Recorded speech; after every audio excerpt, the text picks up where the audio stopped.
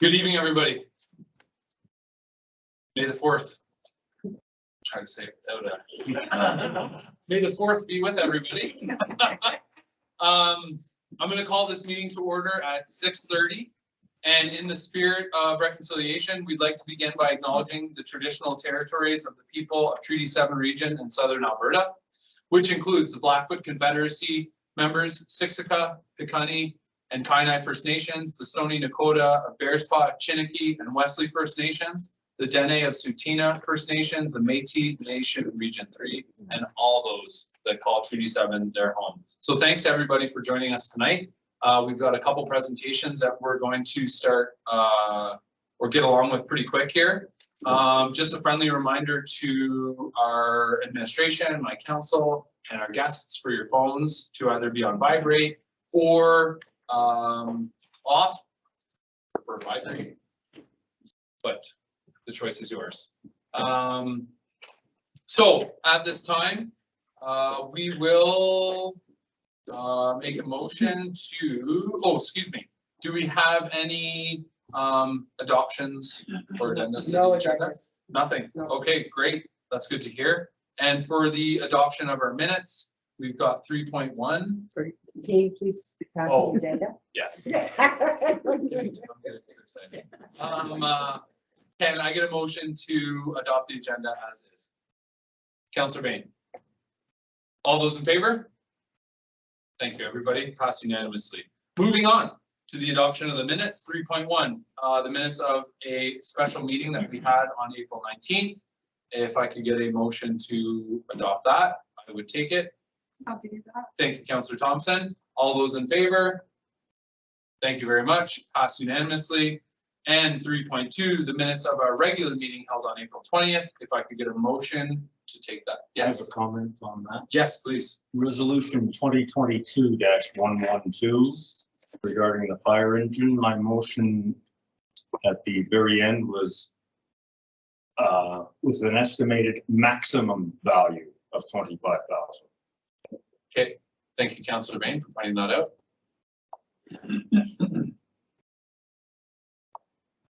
Thank you. That was for 3.1 or 3.2? Was that for 3.2. 3.2? Okay, thank you, Councillor Bain, for making that correction. As amended. As amended. Yes, please. Okay, can I get a motion for 3.2? I think we already have that as amended. Did- No, I did you did give the us that? special. You gave me the special meeting, okay? Deputy Mayor Kloiber. Okay, we will 3.2, motion to adopt as amended. All those in favor? Councilor, thank you. Carried unanimously. At 6:33, question period. We'll open it up. Did we receive any questions? None written, but I do believe we None have written. a person. Yes, wonderful. I will ask Holly to address the council, please and thank you. I have some things to show members. Okay, In some ways, the town is a terrible name. This is what is in our green space next to it. Mm. It's dry as a bone. They're dead. The whole place is just charcoal, and you know what I'm talking about. yeah, are you like the, The dead The body. green space. yeah, okay, Is sorry. Please start with. I regularly pick up leaves, cigarette butts off the boulevard.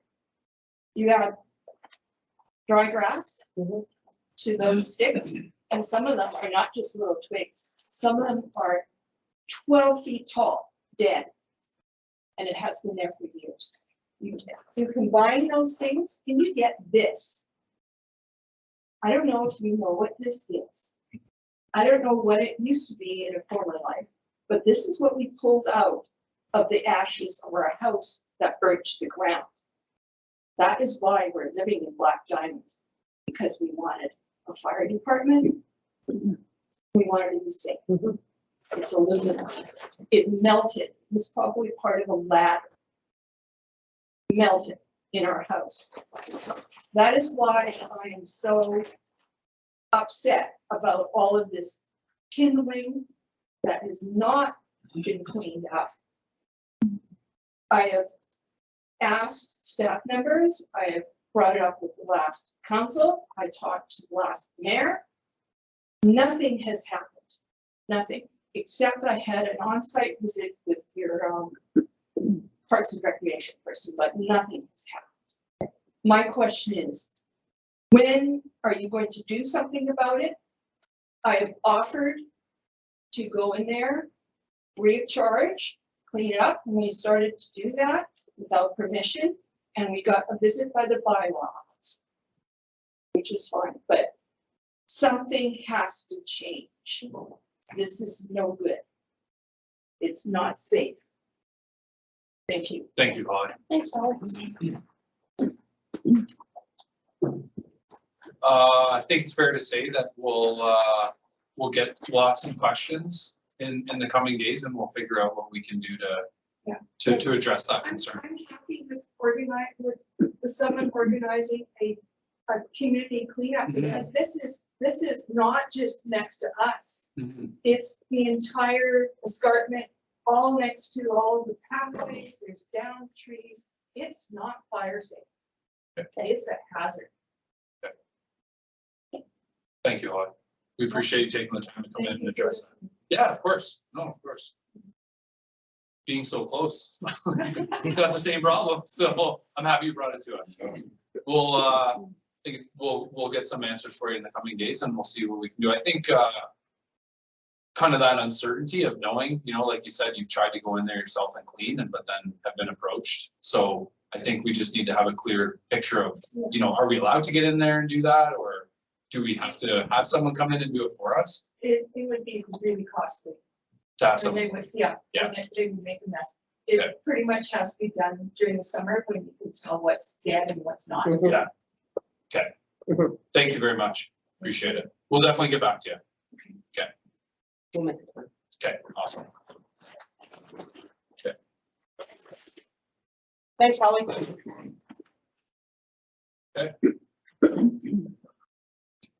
Any other questions? Okay, at 6:37, we'll close the questioning period. And we'll move right along. Okay, and we'll move right along to 6.1. And we'll welcome you to the floor. Please and thank you. Thank you very much. Yeah, of course. Well, first, as introductions, I'm pleased to see that there's new council members as well, so I'm very happy to meet all of you. And for previous council members, I've had the pleasure of working with previous councils for many, many years. We've been partners all along the way, and we cherish that very much. You're very much part of what STAR stands for and what we can do for your residents. At the same time, I would like to acknowledge that for previous council members, you may see some of this that looks familiar to you. I brought updated information, but at the same time, I felt it was important for your new council members to have a really good overview, in-depth overview, and a greater understanding of what All Stars can do beyond just being a helicopter response. So that's, I just thought I'd let you know that in advance. And so I'm Glenda Farnan. I'm the Senior Municipal Relations Liaison for STARS, which means it's very long handle, which means I work with all municipal councils, whether it's rural or urban, across the entire province of Alberta and even into northeastern BC. So I travel a lot, stay in certain areas. I just finished bringing an update to Foothills County. I've been down to Nanton the day before, so I kind of, stay in an area for a week and blanket and see as many councils as I can. So that's my life, and I've been working with councils across the province for over 15 years. So very pleased to meet all of you new council members. So we'll get started, and thank you, Verna, for your assistance. Critical Care Anywhere. Our partnership is what enhances STAR's ability to provide critical care anywhere. Next slide, please. So the COVID-19 pandemic continues, and we remain under very strict protocol to protect our operations. We are also taking a very slowed approach into reintegration of any of our support staff into the bases as well. Our transport physicians continue to provide critical care guidance and assist your healthcare professionals with airway management, ventilation, and resuscitation procedures. And we continue to see an increase in It's my fault. Sorry. in stress-related types of missions like heart attack, stroke, drug overdose, and approximately 1 in 5 missions still remain COVID-related. Next slide, please. There's positive work happening in our Emergency Link Center behind the scenes. It is a 24/7 safety network located in Calgary. They have access to every available resource, including GIS mapping, as well as preset coordinates that help to locate a patient. We have 6 bases across 3 provinces and average 8 missions per day across all bases. 5 of those missions are in Alberta alone, 5 missions per day in Alberta. Edmonton and Calgary bases, they average an approximately 40% rural scene call, 60% critical transfers from rural hospitals that need to go to tertiary care. Our northern base in Grand Prairie, now they see the exact opposite. They have very vast remote regions, and so they're about 65% all scene calls and 35% critical transfers from rural hospitals. Our Emergency Link Center receives over 32,000 emergency requests every year. Now, of course, we do not fly on 32,000 missions every year. STARS is dispatched if it is critical. So there, other resources are dispatched for calls that are not deemed critical. The exception to that rule is whether or not additional resources may not be available, or there are access issues in order to reach the patient. And that is when we would be dispatched.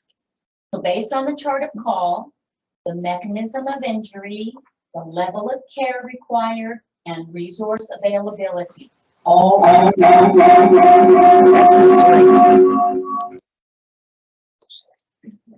got kicked out and had to get back. no worries. All of these will affect which resource can actually respond. Our crew, you may not know, also go by ground ambulance or Alberta Health Services fixed wing if critical care is required.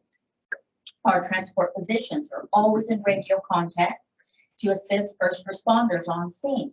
And there's approximately a 1-to-10 ratio on every STARS mission flown. So in other words, if a rural town, like let's say Black Diamond, for example, were to see an annual average of about 10 missions per year flown to Black Diamond, that means that technically we have assisted your local hospital, your first responders with approximately 100 other calls by our transport physicians providing medical oversight and critical care guidance, and also virtual consultation with your physicians at your hospital. So regardless of how a patient may be transported, whether it's by ground ambulance, fixed wing, or STARS helicopters, our transport physicians are involved in some way to give that medical critical care guidance.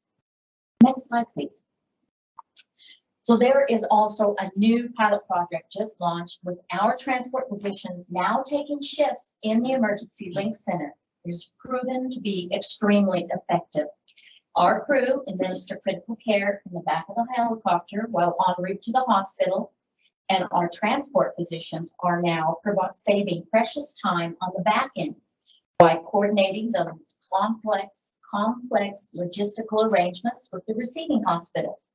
So for such things as scheduling a neurosurgeon or the specialty teams or the cardiac cath lab or CAT scanner, which is mandatory if it's a stroke patient.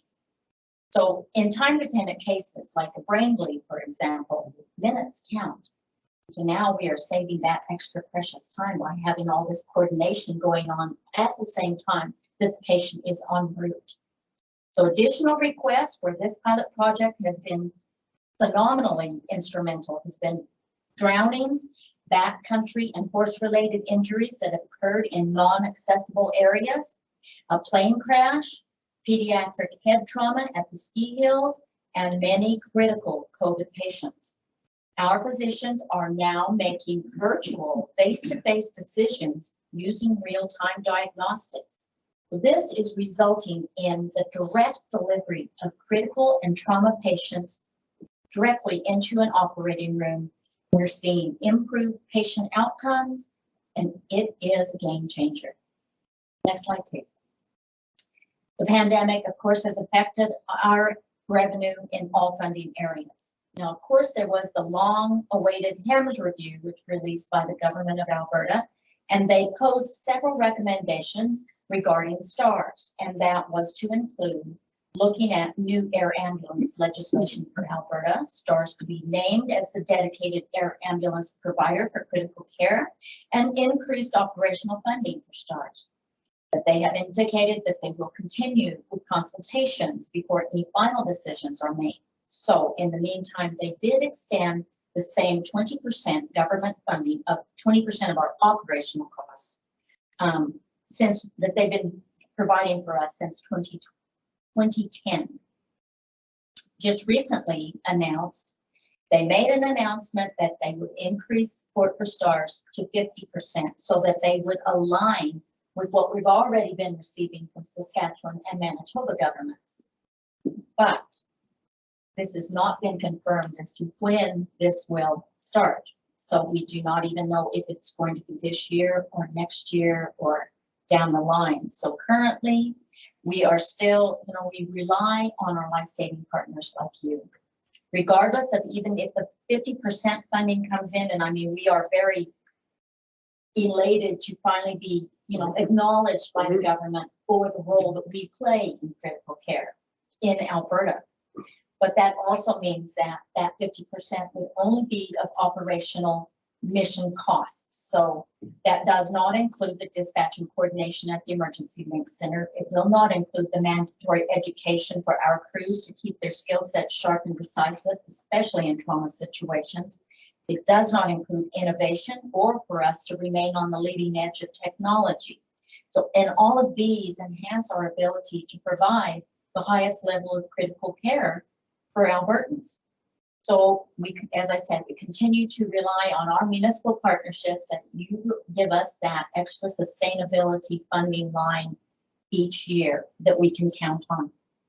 The pandemic forced us to think outside the box. So we identified operational as well as fundraising efficiencies. We even had to downsize staff members in affected areas, especially during the pandemic. We unable to hold events. We had to really downsize all of our events team across all the bases.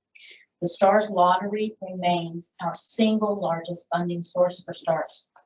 And in 2021, that lottery, despite the pandemic, sold out. That's Albertans standing by our side. The 2022 lottery was close to a sellout, but we're still very, very fortunate because the lottery provides at minimum $10 million net every year. That pays for one base in Alberta. I mean, it's significant. Our calendar campaign significantly decreased with the inability to travel or have a presence in rural communities. So municipal partners like you, which we thank you very much, offered to help, and they hosted calendar sales in their, in the town offices so that it would be available locally.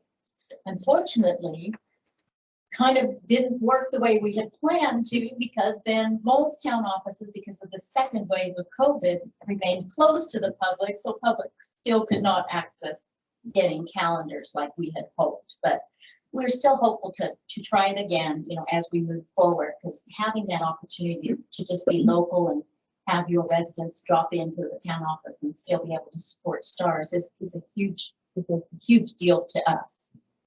So anyway, we're grateful to many, many rural communities who continue to host online 50/50s and raffles in place of their community fundraisers that still cannot be held. And we even developed a new multi-provincial radiothon, which I think is going to stay going forward. It is hugely successful and helped us to offset mission costs. Next slide, please. So here's a mission overview for the past 5 years, including up to April 15th of this year, within Black Diamond as well as within Foothills County. So Foothills County overall sees an average of about annually 45 missions per year. Now, this would represent for your area as well as all of your neighbors within Foothills County of over $300,000 in service value every year from STARS. So that's where your contributions each year are helping us to offset that annual cost of those missions. 1/4 of the missions flown are in the Black Diamond area out of what happens within Foothills County. So you average, if we're just specifically talking Black Diamond, about 12 missions per year or 1 per month. Most rural scene calls also originate with the patient being taken by ground ambulance to the local hospital, and then STARS is called to intervene. So Foothills County, what we really see overall is that you very much mirror northern Alberta with very vast remote regions. And what you see here is over 60% rural scene call and 35% interfacility transfers. So again, much more in the scene call areas. Everyone travels, we all commute, whether it's for work or recreation, youth and family activities. Important to remember, emergencies do not always happen when you're close to home. So your residents may also be flown within your neighboring bordering municipalities as well, and those would not be reflected here. I'm going to be excited to bring you further information at the next update because we are just now starting a new pilot project as well that I've been pushing for about 10 years, so we're finally getting to where we might be able to see it coming to fruition, and that is where we can use postal code of patients. And then I can actually show you where Black Diamond patients have been flown, even if it's in Manitoba or BC, by their postal code of where they live. So that'll be some exciting information further that you can look forward to. This represents a testament to the value of our partnership because your residents have access to STARS, whether it's in their daily travels right here around Black Diamond or whether they are provinces away across Western Canada. Next slide, please. Our municipal partnerships are vital to STARS, and the green areas that you see represent municipal supporters across Alberta as well as into the majority of northeastern BC. Municipalities like yourselves recognize STARS as an essential service. And approximately 90% of Alberta, rural and urban, are united in regional partnerships, much like the town of Black Diamond with Foothills County, as well as the town of High River, as well as many of your surrounding neighbors. Majority of commitments are pledged at a minimum $2 per capita, ranging up as high as $90 per capita. Town of Black Diamond is one of our leaders. You're currently at $3 per capita, and we appreciate that leadership very much. You're the ones that are helping us to influence the importance of that as we move forward and work with your regional neighbors. Many contribute a fixed rate annual budgeted amount, and that for some municipalities, especially in the north, because they recognize us as basically a lifeline for their residents. A lot of them, ground ambulance response is a minimum 1 to 2 hours away, one way. We're like a 30 or 40 minute flight away, and we're bringing that intensive care unit environment right to the patient. So we have municipalities in the north that are, many of them, giving $200,000 a year. So that's where, you can have the better understanding of what we can represent as far as bringing critical care to rural residents. And the 7 municipalities that you see in the outline red logo, the red boxes, they have received logo recognition, having reached over decades of support. They've reached over $1, $2, or even $3 million ongoing support. Some have been in the southern areas, have been giving since inception of STARS in 1985. So next slide, please. It was a massive undertaking. Some people probably thought we were totally nuts that we had to undertake a $138 million fleet campaign to replace our fleet. We, of course, not knowing at the time we were going to be amid a global pandemic, so that's not, a good situation to try to be fundraising. But the previous aging fleet, we were up against dire challenges parts were no longer available, extended wait times for delivery, especially during COVID.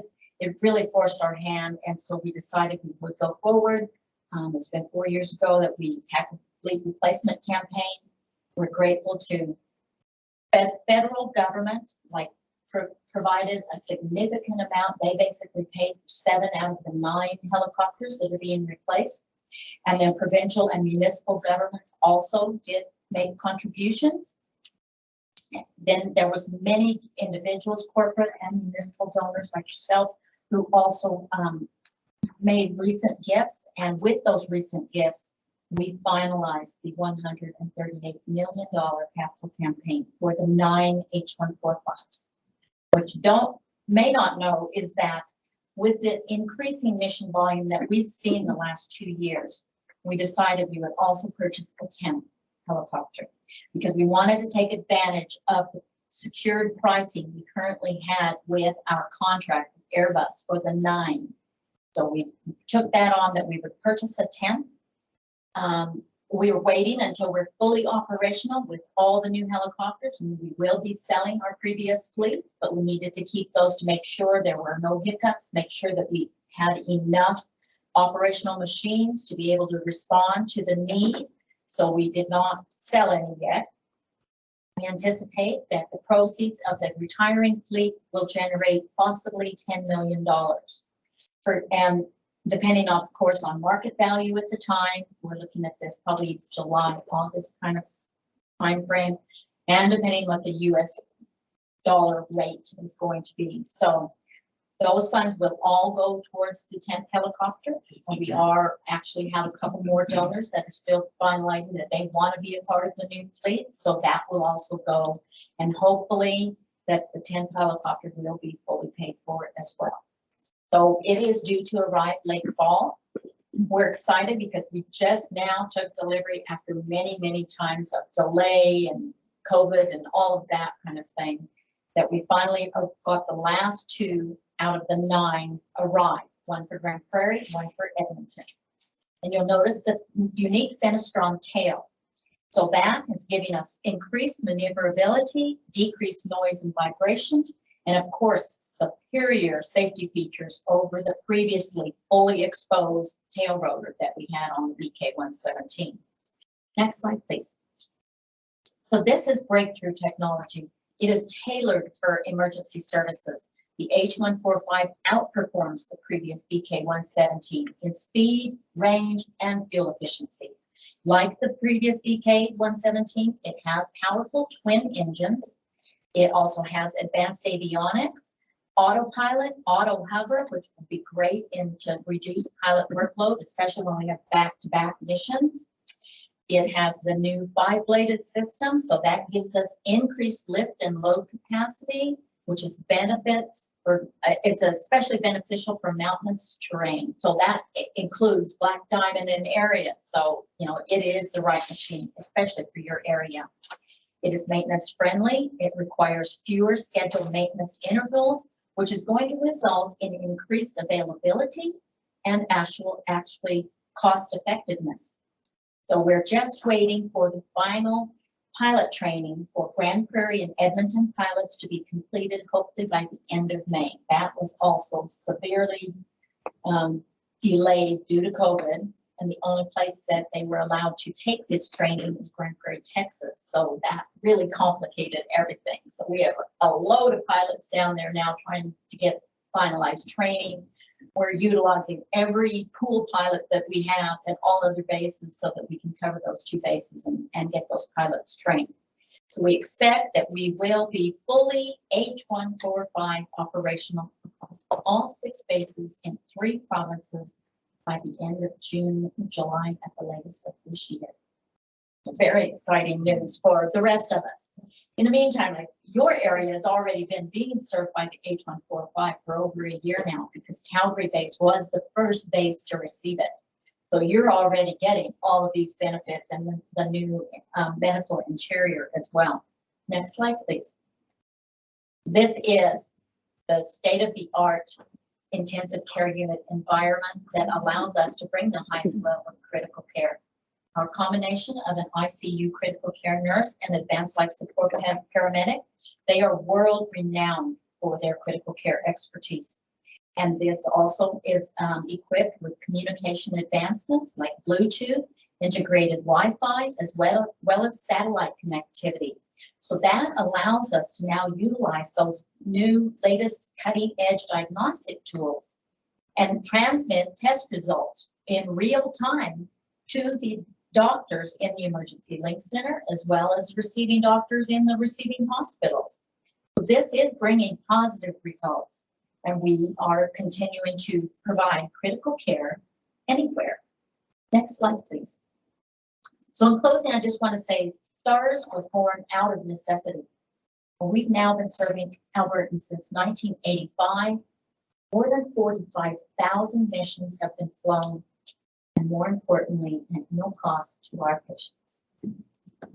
We will celebrate over 30 years of life-saving partnership with yourselves. You've been on board with us since 1990, so for the very early years of STARS. Like, that's amazing. We thank you for your annual pledge. You're currently still remaining at an annual pledge of support of $3 per capita. As I said, you are one of our municipal leaders, and we appreciate that very much. You have us on an annual standing motion, which means that you are providing for us in your annual budgets each year. That gives us that sustainability that we can rely on, and we appreciate that so much. So on behalf of our very important patients, we thank you. Your commitment continues to bring hope and a chance for life. A life is saved every day, and it's partnerships that is what makes that possible. So you are STARS reason for being. Thank you. Thank you, Wanda. Thank you. That was nice.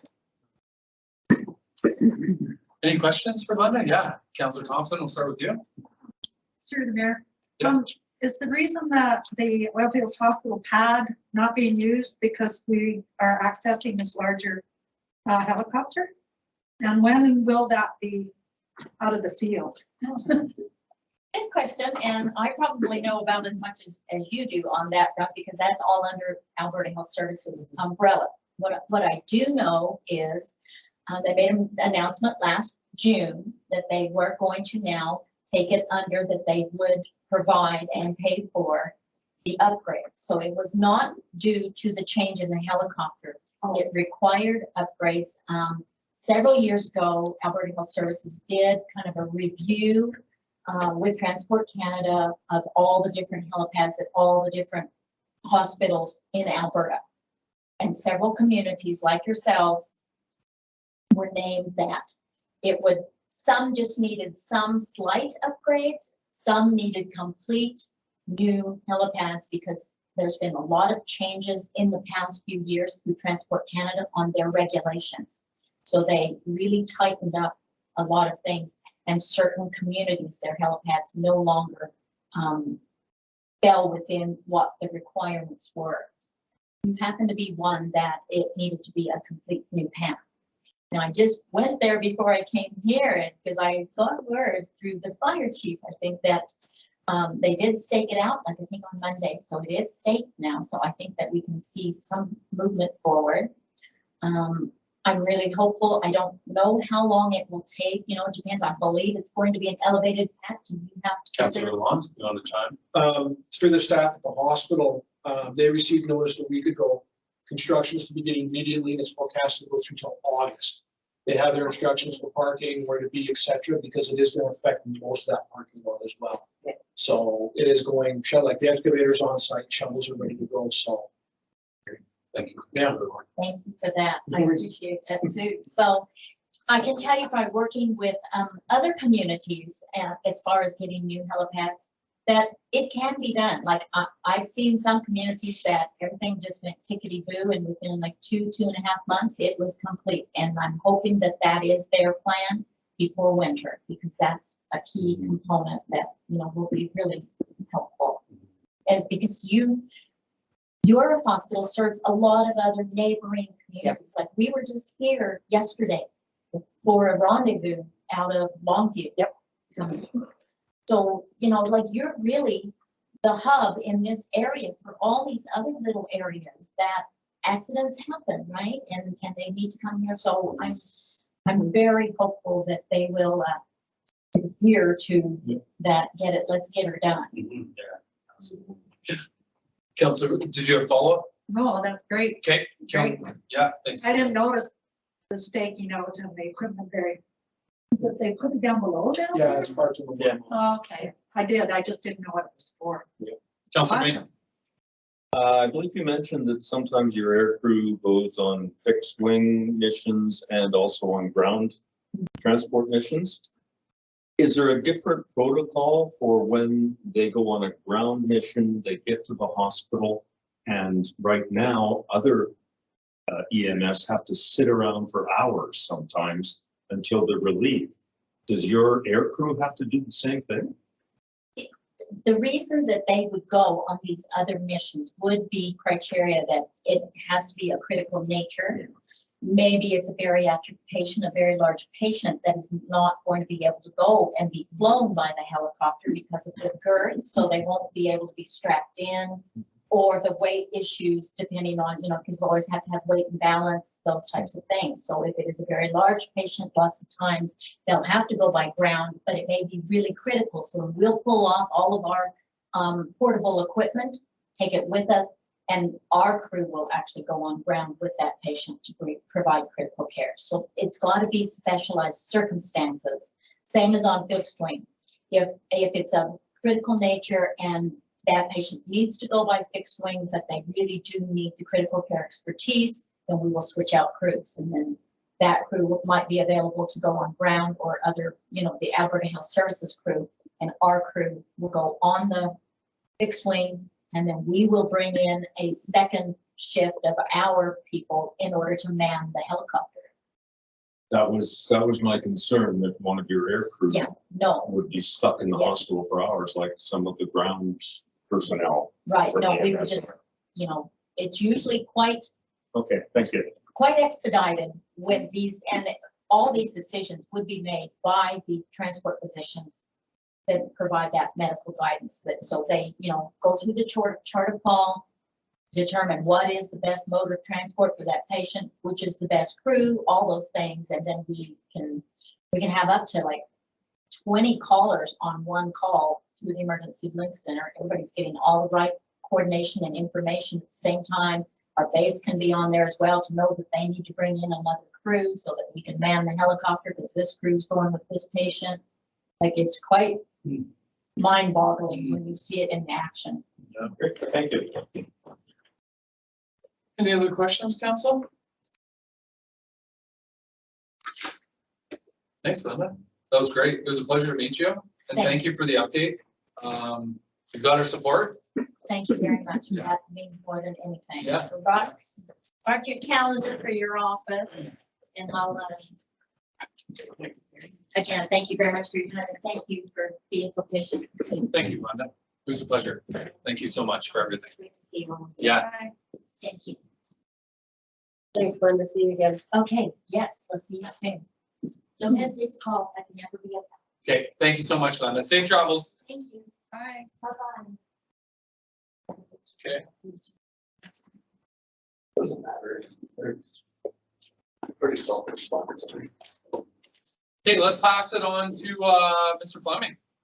Please, the floor is yours, sir. Let's close this skate park. Do it. Let's do it. So in the slide were the documents that we sent. We showed the importance of the plaque. There's been a lot of contributions by locals, local businesses. So much community effort. We've raised nearly $200,000 for this project. And didn't realize the hardest part of this whole adventure would be working with the contractors. Trying to hand someone money. So it just seems like we're just chasing dollars and new line and stuff like that. It kind of got 3-month delay. So we reached out to Transition Skate Parks, which is just a couple of guys from New Line and started up another skate park shop. So they're doing a lot of the small stuff because New Line's got all the big stuff now. So we entertained the idea. They gave us a drawing that was really not what I asked for, but it was kind of an idea of what they could do for $200,000. Now, with the new line one, they don't include the restructuring of the concrete that's there. We got a local guy, Chase Hummel, to quote that at about $20,000. And I'm not 100% certain if that's included with this $200,000 transition.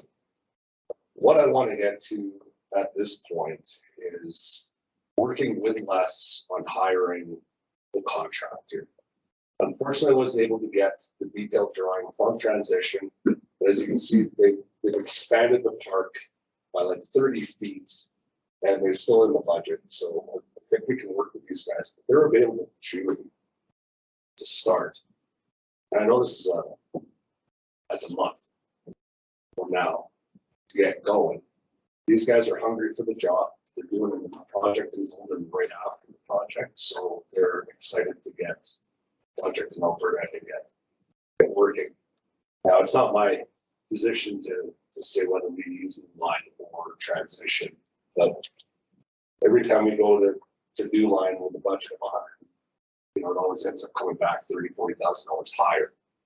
So this last one, they gave us, I think it was $230,000 plus the $20,000 we need to restructure the contract. It's just, it's getting ridiculous, chasing and taking up time. The community has raised $200,000. So I guess what my question is now is if we can look at the town as backing up any kind of additional costs, extras, or whatever else, we look at the $200,000 budget that we have and ask the town for $25,000 as a buffer, and included with that maybe could be an opening, grand opening to the community for all their efforts and put in maybe that could account for the plaque. But I do have a plaque donor that is interested in pay for plaque so they can save for the things. They haven't looked at in-kind donations yet. There has been some talk of some businesses that are willing to do in-kind donations as well. So the $25,000 may not be necessary at all.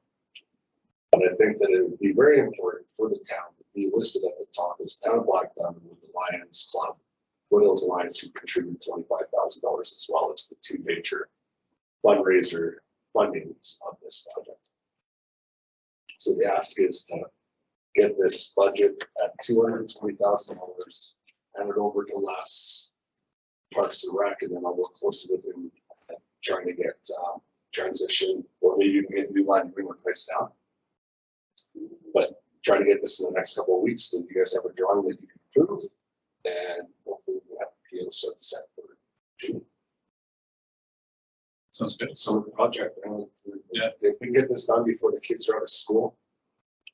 Kids are allowed to hang out at school now. Now they're allowed to go to skate parks. They're allowed to be kids again. It's going to be such a big thing for the community. That's why I think that it's good for us to have this buffer so that we can have an opening party. We want to look at it. Okay. So that's it. That's the ask. We're looking for a $220,000 budget and $5,000 buffer. Okay. To get the ball rolling. First off, thanks for all your work, Paul. Hey, the community put in so much work into this. Well, you spearheaded a lot of it. Yeah, you need to be recognized. A lot of your team should be at the top of that plaque. Just an idea. Wow. It was just an idea, but I ran with it. We thank you for it. Yeah. Got some questions? I have a couple Please. questions. Yes. So with New Line, they basically are showing kind of no interest in this. Is this why you're pushing transition? Is it because you just want the Yes, we got to about a 3-month waiting period for a response from New Line. Yeah. And the guy was not returning messages, emails, or texts or anything. And we had pretty good communication flow there for a while. And I got the impression that this is a big enough project for them. And I've been traveling quite a bit across Canada, talking to other state parks and or state shops and talking about state parks and stuff like that. And it's the unfortunate evil that these companies get good and they get big and they get lost. So that's where transition was brought to my attention. I haven't heard of it before. And speaking with my distribution companies and stuff like that, transition's got a really good solid record. They're just starting. They're not as big as New Line doing Parks all over the USA and stuff like that yet. But it is just a couple of guys from New Line that started the transition.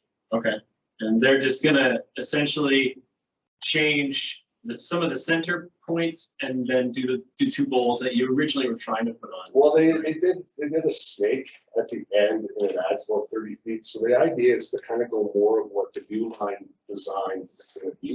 Mhm.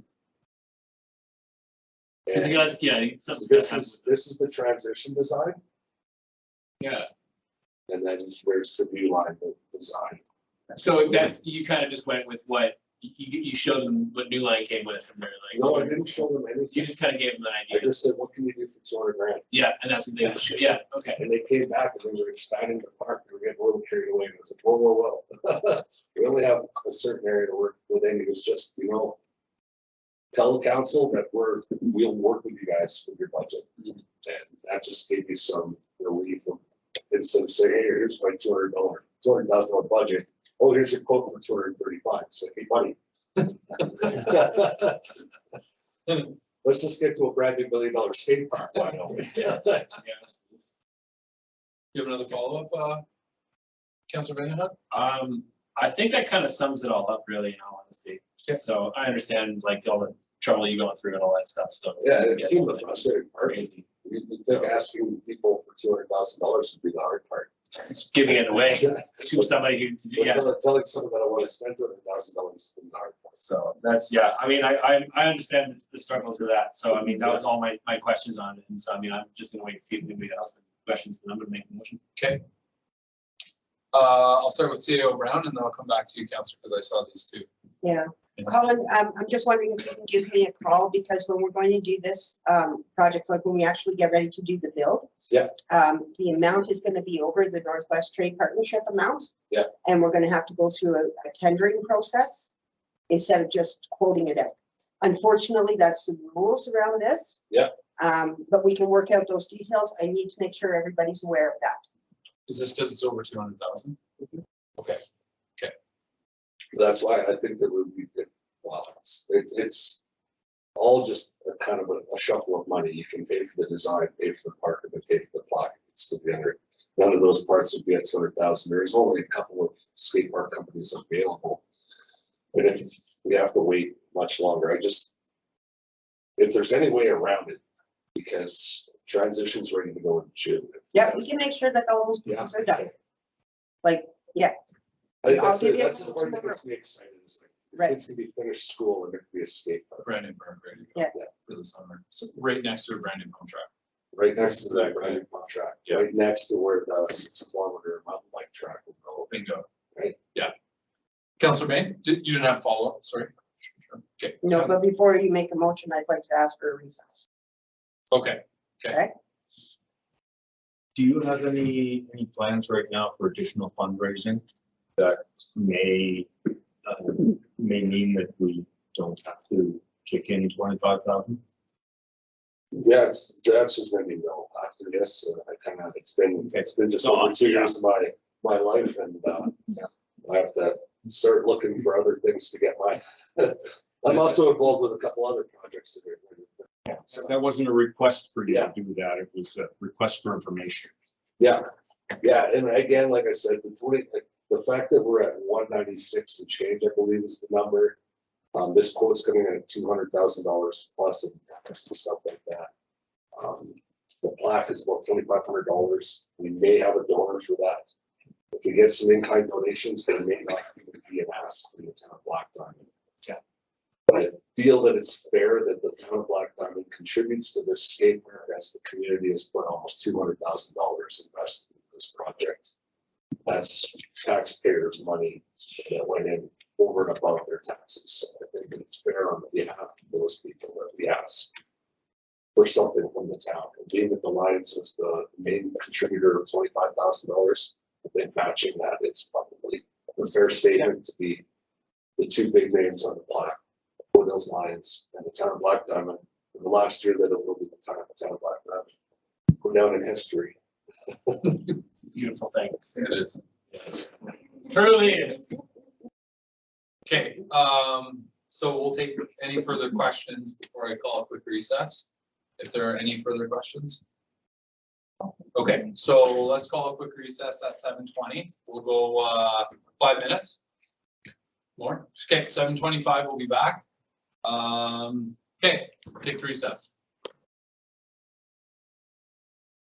Okay. Okay, at 7:27, we'll call the meeting back to order. And am I passing this off to anyone, or am I letting someone make a motion for us? I have a question for administration. Yeah, please address it. To get around this tendering, is there a way, because we're unsure of the concrete essentially, right? That's kind of what our variance, Yeah. is there a way to donate for the funding of the concrete and not to include it in the budget of what the skate park would be? Because they could quote separately? Why is that so? Because the total project in itself, design and construction, would be over the $200,000. It needs to be all included for the purposes of the auditors, just the way that municipal accounting has to go. Last week, you heard about, basically some of the pieces that are a little bit different. It's not like a private place just doing things. Yeah. So we do have to be able to advertise it. We can, I'm sure we can work together, throw it up on the ACP website, put it out for 2 weeks, call the tendering committee. Boom, Bob's your uncle, as soon as you figure out where the money's coming from. Okay. Unfortunately, there's stipulations on how we tender projects. That's all. Okay. Because it has to be in the best interest of the public. And we have to make sure that there's safety pieces involved, right? It will end up being a municipal piece of infrastructure in the long run, even though it's been privately fundraised for and there's been a lot of capital donations. The town will be in charge of maintenance, and we need to make sure that it's engineered, designed correctly to be able to make that happen. Okay. Does that make sense? Essentially. Per named project has to be X dollars. Correct. Okay. Yeah. Can't separate. Okay. So then with that, I'd like to make a motion to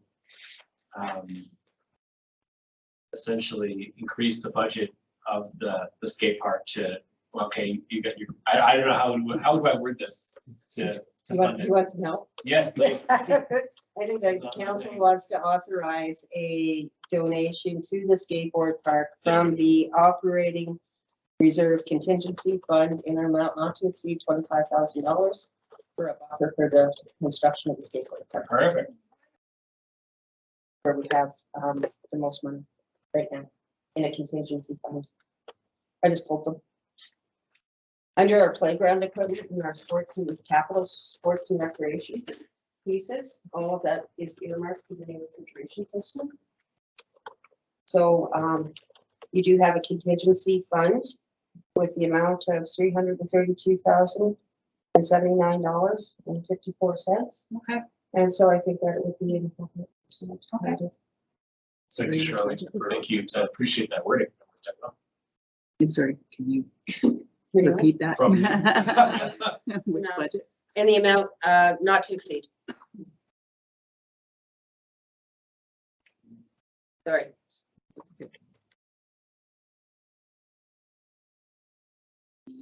Operating contingency. Operating reserve contingency fund.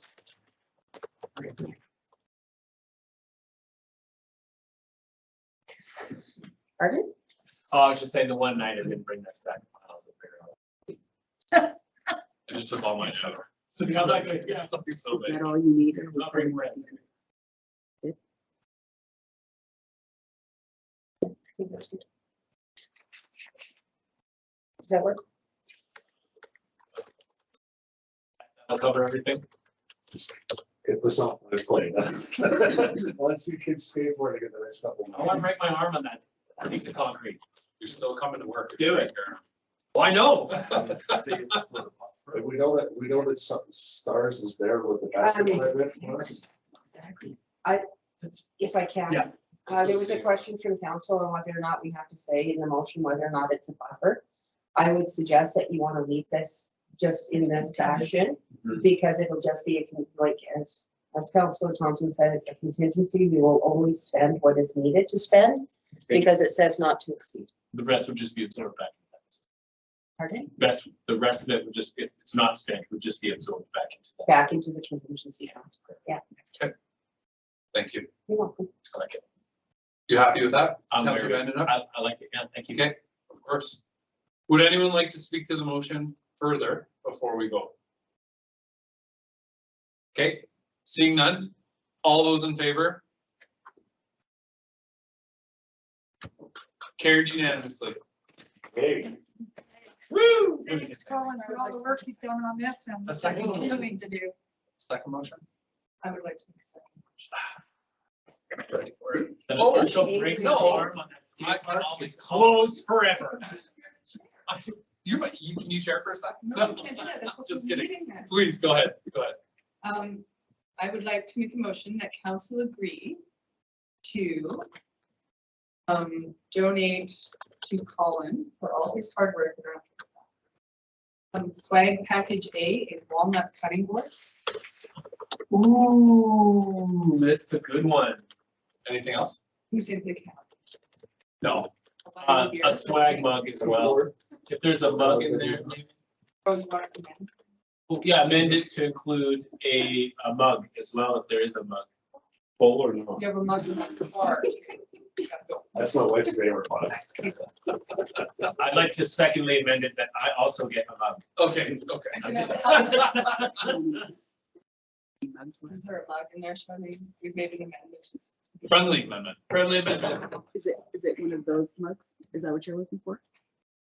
But just like a coffee mug of some, if there's like a regular, I don't know, whatever you can steal. I've got a mug. It says a V on it. I know. For It's for best best town person. Brandon, it is for me. It is. Okay, do we have the? We're just waiting on the We're just waiting to I figure think it out. everything's packaged with those single items. The cutting board's pretty awesome. Cutting board's pretty bad. When we saw them, we're like, oh. Can we name him Black Tiger? Other states, you guys should feel, yeah. Wasn't there a The rest of the day? chair? For the rest of the Just day. Perfect, yes, absolutely. His and hers? Those are Perfect. Want to have it? Sure, I would love to. Yeah, can I? Please Take take a a picture. Please do. We can all be in it. Would, before you do that, would you like to deal with the motion on the Oh, floor? of course. And then you can do the grip and grin. Was that Can I take the shirt off of this one? like both shirts or? No, just the one that says flags. Oh. I've got east side on the left side here. Okay. The oilers underneath just in case.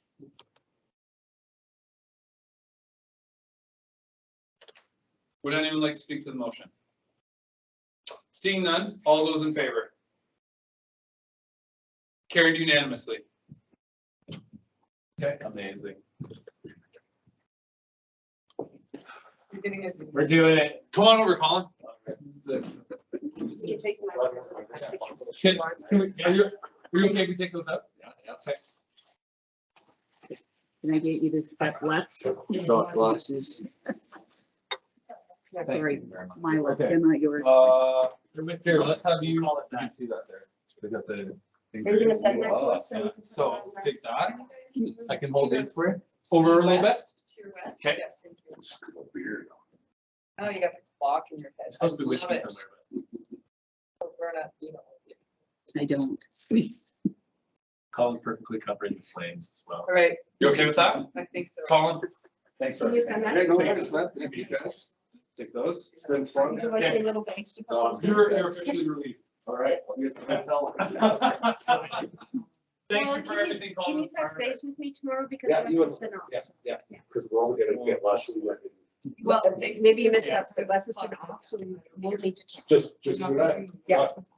Thanks, Colin. See you later.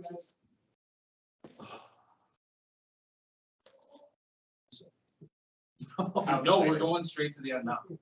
Let's Plow do it. through it. His name's Clark. Yeah, let's go. You need- Okay, let's go. All right, thank you, council, for staying through both of those, two very important things, different sides of the spectrum, but both equally important for our community, so that's awesome. Okay, let's move right along. 7.2 bylaws. Bylaw 2022-06. I will pass this over to administration, fairly straightforward if you read through it, yeah. Vernon, can you speak to this one? I please? can. This is your bailiwick. So there's a couple of things going on here. We were having some conversations in preparing for the pending first election of the new municipality. And one of the differences between Turner Valley and Black Diamond is that we have nomination deposits. They do not. It seemed by far the most simplest thing to rescind our bylaw. Really, they are, I don't actually know if they're, you guys would know better, if they're a deterrent to anybody running. I don't think that it's enough to Inhibit. $100. I don't want to say, that's not the word I want. Okay. Sorry. It's not enough to make a non-participating candidate want to participate either. So it's an administrative task to collect them, hold them, Yeah. do the vote counts and figure out who gets it back, all in the space of like 6 weeks. Yeah. So I was totally okay in making us the same by rescinding our bylaw. If you are all in favor of that, you can go ahead and give it all 3 readings tonight if you're comfortable doing that. Yeah, so Deputy Mayor Glover. I'm ready to give them. Okay, was what council, were you gonna give a motion as well, or did you want to speak? No, I just wanted to ask a question. If Yeah. there are any other of our bylaws that control provincial elections or control aspects of provincial mandated elections? No, this is the only bylaw that we. Oh, we do have our signage, Oh, election signage. yes, but that's not. It has an impact on the election. I'm just It thinking if does. there are any other bylaws that we have to align before. So we hadn't really talked about our election sign bylaw, Okay. because that is something we can either expand or amend or delete later. Part of my reason for pushing this is well in advance of, we don't even know what the election date is. But later on in your agenda, you're going to be dealing with the possibilities of a by-election. Should we either proceed with a by-election or be told to proceed with a by-election? I didn't want to have nominations for a by-election out and then have to try and do a first election and have them overlapping. Okay. So it just, housekeeping, it seemed better to just get it done. Thanks, Berna. Okay, Deputy Mayor Glover. Council agrees to bylaw 2022-06, a rescinding bylaw. Anyone like to speak to it? Seeing none, all those in favor? Carried unanimously. I will take another motion. I'll go to Councillor Bain. The council agreed to give bylaw 2022-06 second reading, and I have no further comment. Thank you. Thank you, Councillor Bain. Anyone like to speak to it? Seeing none, all those in favor? Carried unanimously. Councillor Thompson. Council agreed to present bylaw 2022-06 for 3rd reading at this time. Finally, would anyone like to speak to it? Seeing none, all those in favor? Carried unanimously. Thanks for the due diligence there, Verna. There's a final. Oh, excuse me, sorry. I thought that was third. Okay, my apologies. I will take one final motion, Councillor Thompson. Sure, the council agreed to give bylaw 2022-06 3rd and final reading. Thank you very much. And finally, would anyone like to speak to it? Seeing none, all those in favor? Carried unanimously. Thank you very much, Brenda, for getting ahead of that. I was curious, everybody that put those deposits in, everyone gets their money back after the election? There are some rules and the fraction is eluding me at the moment, but I Okay. believe everybody who is elected gets it back. Yeah. And everybody who is unelected, but gets, I think it's 1/2 of the person elected with the least number of votes. Oh, so there is a bit of a, I've only ever seen one person not get their money back Okay. in my time. okay. Okay. Almost everybody. I thought I read that when I did the nomination. I'm like, oh, I might not get this back, but That's why I thought I'd ask. Yeah, it is not a source of No. revenue for the town. It is a source of revenue. Absolutely. Source of work. Yeah. Okay, awesome. Thank you very much. Okay, everyone, let's carry on. Let's move on to action items. 8.1, 2022 operating and capital budget. I will pass this right back to administration. Please and thank you. So we've had a number of meetings around the operational budget, and it's coming before council for your final approval on that. And as well, the capital budget either needs the motion for the capital budget did not include the transfers. As part of the MGA, we do have to include transfers in there. If there's transfers from operating, it goes to capital. If it was council's intent not to transfer any money, therefore reducing the capital budget in itself, in its entirety, or do we just need to amend the motion or rescind the motion and just create a new motion, which would be the most efficient way of being able to do this with the total amount of the capital in 467, 757, 80. 4985177707.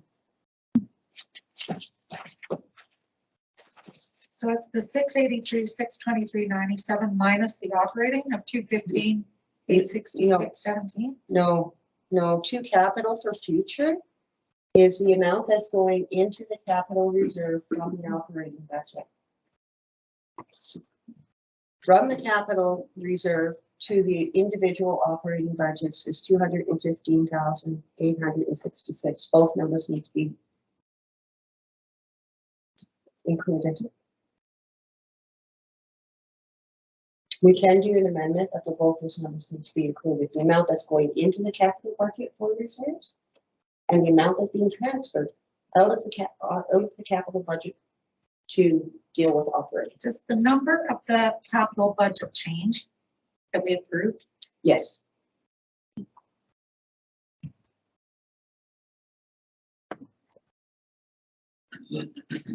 Because the capital budget that you approved, council, is just the projects. I sent out an email right in the very beginning. That we're spending in 2022. It doesn't include the transfer amounts that need to also be included in there, which is the two notes that were underneath. You received this document in its entirety. There's two little notes in the bottom here that have those numbers in there. That is also part of the budget.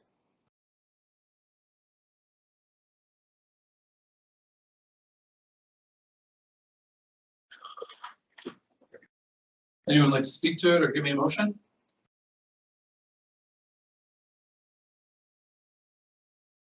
Debbie Merrick, Floodbury, Question, please. Yes. maybe it's the same as Tim's. Can we not just make another motion saying that we're going to transfer the 600,000 from capital and then 215,000 for operating? I mean, just one motion says that. You can, but what you would be doing is amending the capital budget motion for just efficiencies and for public transparency. It makes more sense to rescind the first motion and just pass a new motion for public transparency purposes. And it makes it easier for the auditor as well. We can do an amending motion. We can. Go ahead. Can we do an amending motion once meeting and minutes from the previous meeting where the motion was first made or accepted? You accepted them tonight. Right. So there's no seal. No. So we have to rescind that motion. We can't make an amending motion on our past motion from the meeting. We have to rescind it and make a new motion. I think that's the best course. It's the easiest. It's the cleanest. It's much tougher. Yeah. And so what we'll do, we go back when there's a rescinded motion, we go back into those minutes and we mark it rescinded by resolution, blah, blah, blah. Right. So it's all cross-referenced. We can't amend the motion from another meeting, like unless the motion's on the table, You can amend the budget. You can amend. can't amend that motion. right?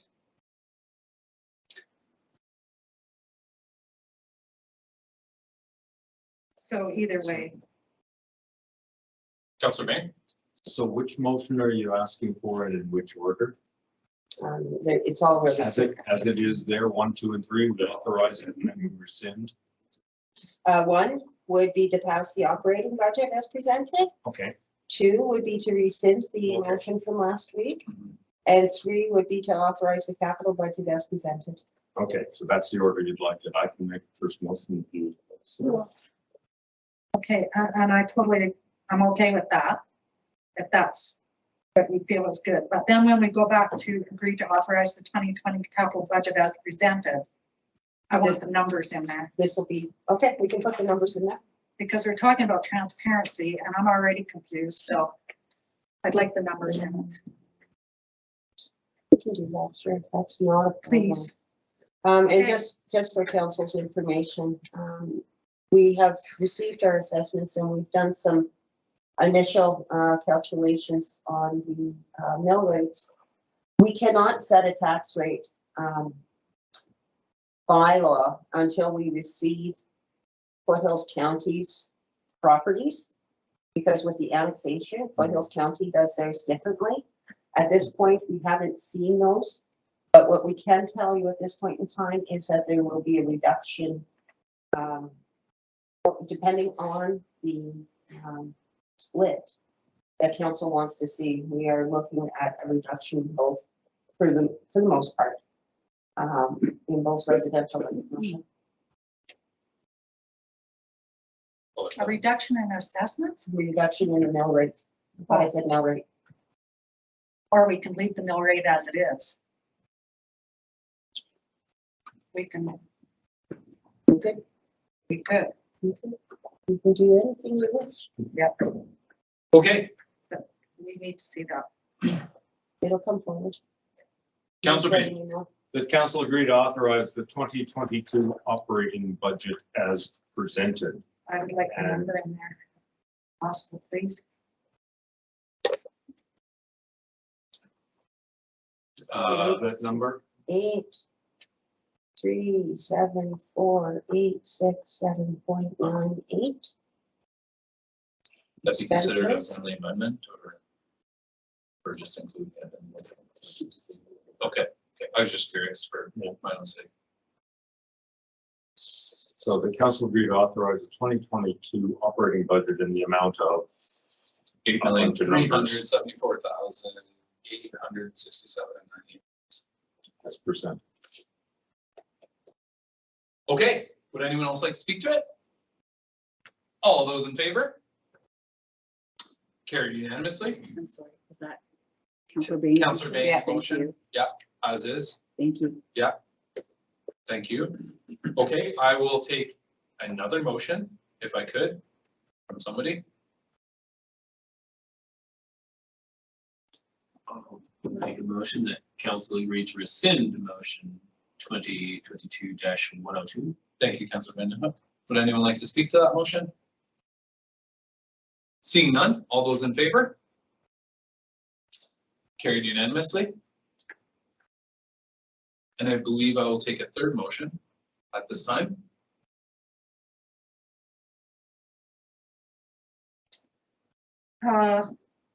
So you'll have to help me out here because I'm a wee bit confused. The council agreed to authorize the 2022 capital budget as presented, but that doesn't say anything about the transfers. Make the same amount of this. And then that will have all of the transfer pieces in there. Okay.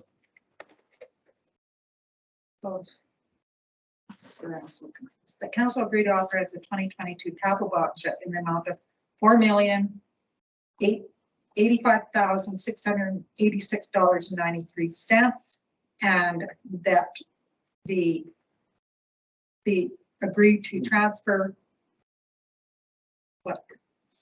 The number is $4,985,177.07. All right, Okay. Yeah.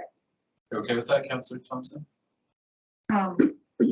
to include, or which includes, so the 4,898,517.7707, which includes a transfer to capital reserves for future future For capital future use. use in the amount of 683,623.97, You have to. and a transfer from the capital reserve to support the operating budget in the amount of $215,866.17. So it does, as presented, not do that because it's very That's right. specific in the listing. Well, about it. the public, like, they're not at this meeting tonight, And and they'll see this, it's on, And we post it to the we post website. it online. Our budgets have been there for 5 years now.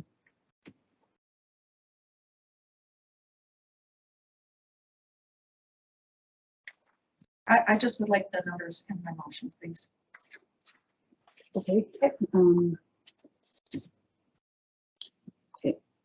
Are everything these ones going up?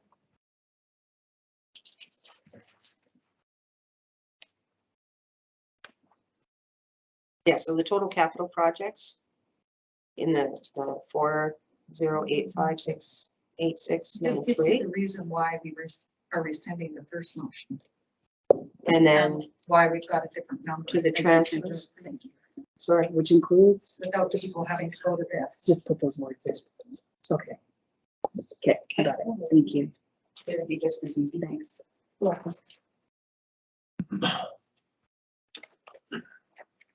Okay, thanks, Heather. Do you need a minute, Bert? I'm in no rush. I'm gonna actually put all this wording together after, because I Okay. can get it from here, what she's looking. I just don't want to rush you. Nope, it's okay. I've got the numbers, which is the Okay. important part. Okay, are we comfortable? We're comfortable? Okay, Wait, is council comfortable? I'm comfortable. Yeah.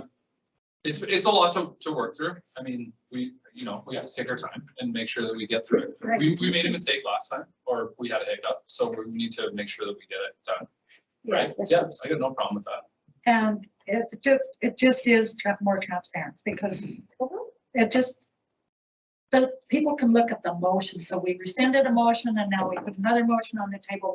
Why is there a difference in the number? Yeah. So that's the reason I'd like the numbers in the motion. So thank you very much for putting up with me. No, that's okay, Heather. We're a team. We're through together. Yeah, all good. Okay, would anyone like to speak to the motion that's on the table? And if not, all those in favor of said motion? Wonderful. Thank you. Council carried unanimously. Okay, The world is a happier place. Because we can start working. good now. stuff. Everybody's getting paid. Good stuff. Okay, let's keep rolling. Try to pick up some traction here. Let's keep going. We are 8.2 Intermunicipal Economic Development Committee, IEDC. Strategic Priorities Recommendation, 8.2, excuse me. I will pass this over to Charlene. We're going to tag team with Daryl. Yeah, I think yeah, I read through this yesterday and I was like, oh, that's Yeah. been busy. The IEDC has been a very, very busy group. Yeah. I believe it was at the last meeting, there was a number of recommendations that came forward. In the Town of Black Diamond budget operating reserves, we've held $50,000 for the position of an EDO, or an economic development officer. The committee, it's my understanding, the committee is ready to move forward with that. That would be a shared position or a shared contract between the two municipalities to work with the IEDC to create and implement a lot of the strategic direction that the IEDC is going. So that's their first recommendation.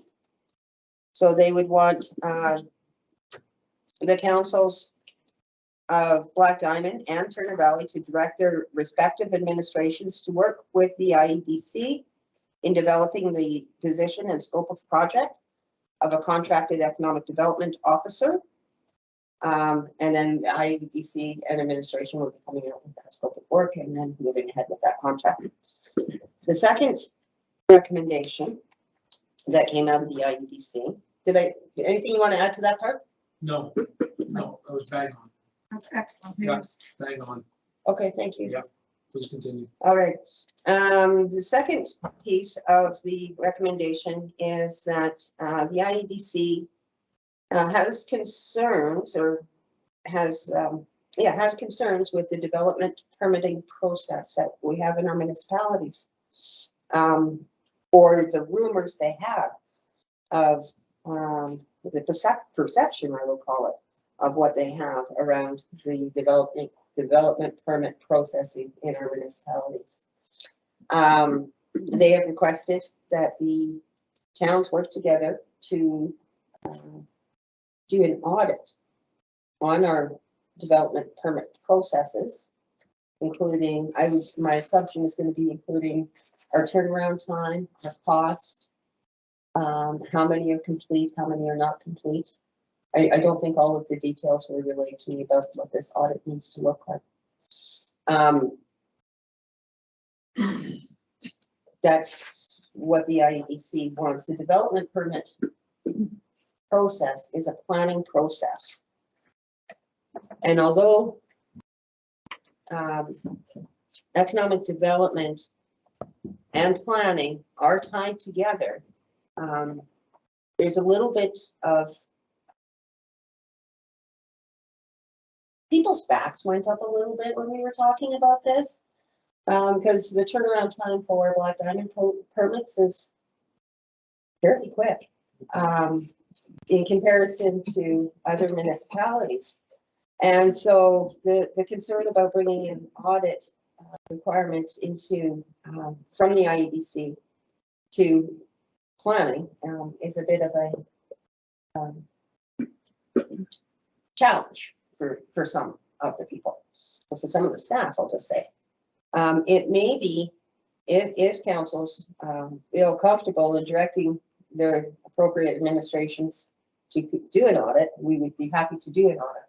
But I also think it's very important that the IEDC understand the permit process and what is deemed a complete permit versus an incomplete permit, and the legislative timeframes that we need to comply with. So I would also like council to consider, if they do want to move ahead with it, directing administration to do an audit, that we also direct administration to make a plan to present Planning 101 to the IEDC.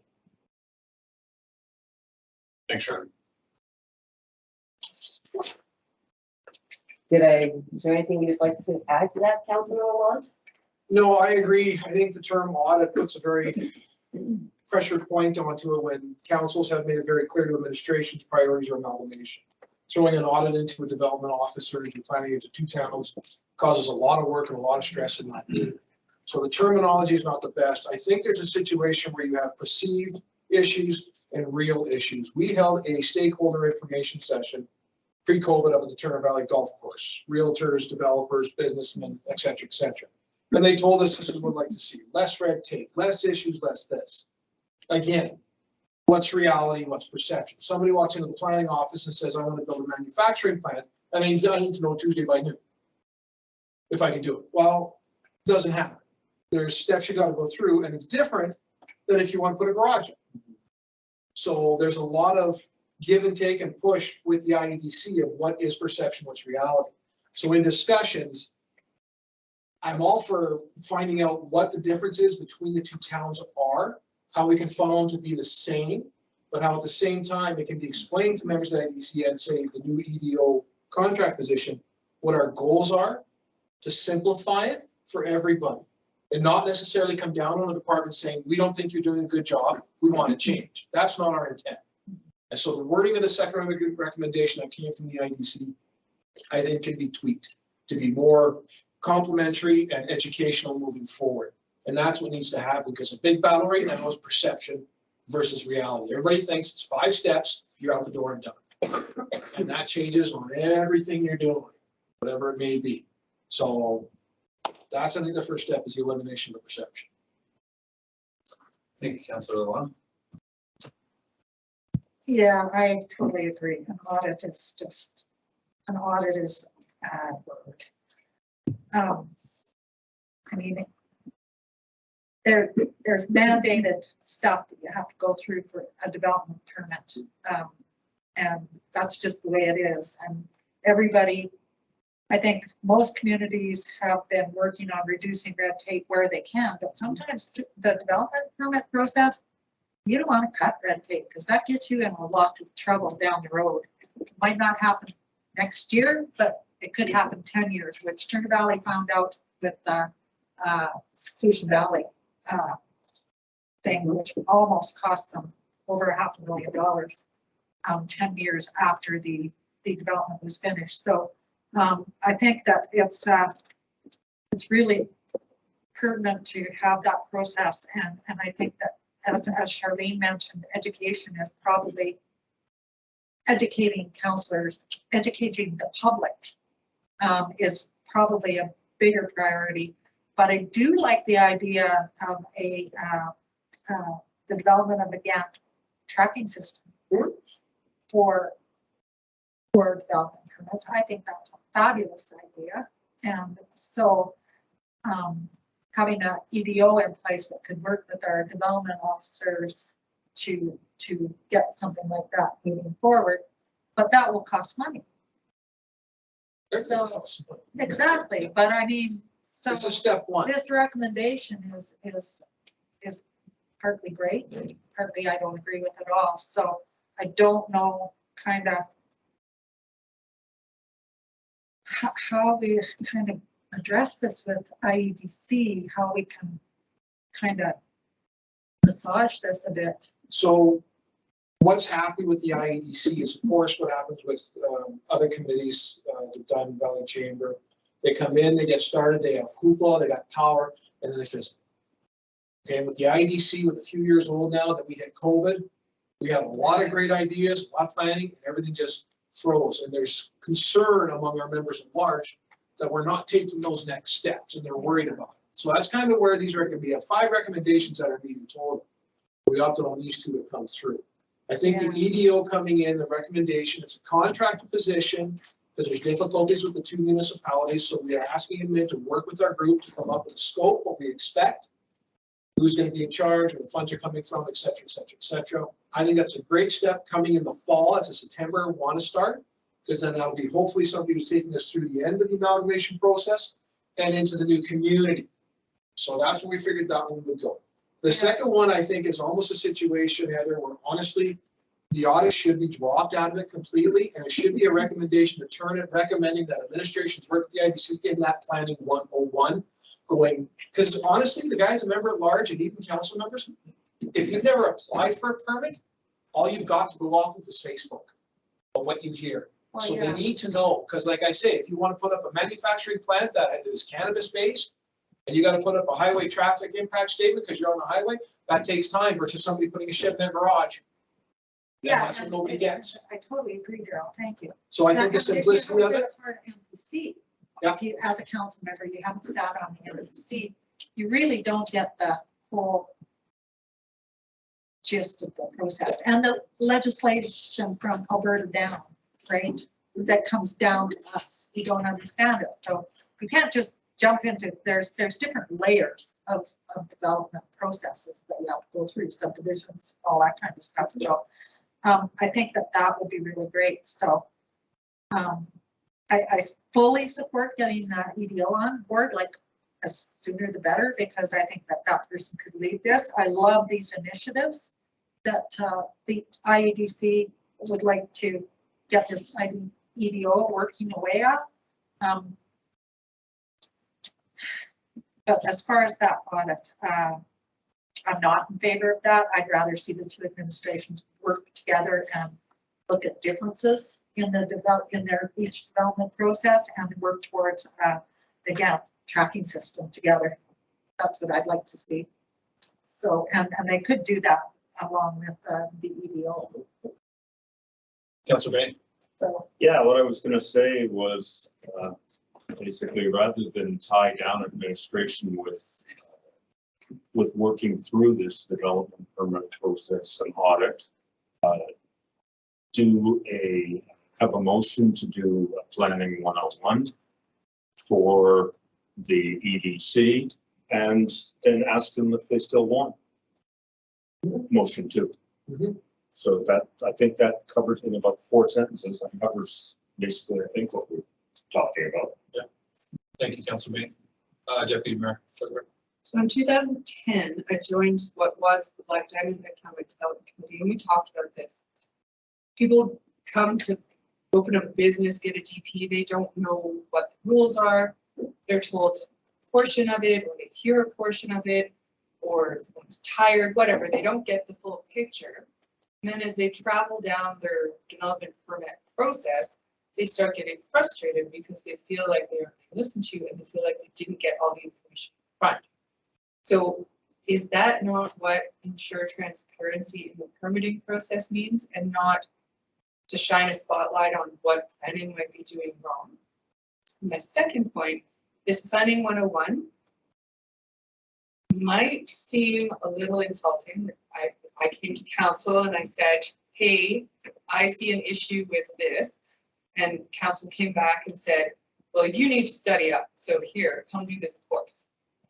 There's got to be a nice way to put that out there. And perhaps if Rod wants to do Planning 101 again, he could film it and put it on the website with flags with like, here's your development permit marker at 10.25. Here's your, I don't know, build a shed. Fast forward to 18.27. Because it was a long 3 hours. No, I get that, yeah, and sometimes you just don't get the engagement from the one-on-one workshops. I think basically the development of a Gantt chart tracking system gives you that transparency, because then a person can go into that system and see where they're actually. You know, But it has to be up front. it's an absolute fabulous system, so. 10 years ago or 12 years ago, we suggested a brochure. So you want to start a business. There you go.